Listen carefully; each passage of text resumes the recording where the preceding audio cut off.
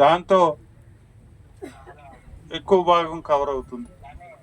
ఇంకా అయితే మహా అయితే ఈ సంవత్సరాంతం ఒక 2 సంవత్సరాల పాటు రోడ్ల మీద మనం దృష్టి పెట్టినట్టయితే రోడ్లన్నీ కూడా చక్కగా ఫినిష్ చేసుకొని ఒక 30-40 కోట్ల రూపాయలు 50 కోట్ల రూపాయలు కనుక మనం వెచ్చించగలిగినట్టయితే మనకి మన ఏరియాలో ఉన్న రోడ్లన్నీ కూడా చక్కని పరిస్థితికి వస్తాయి.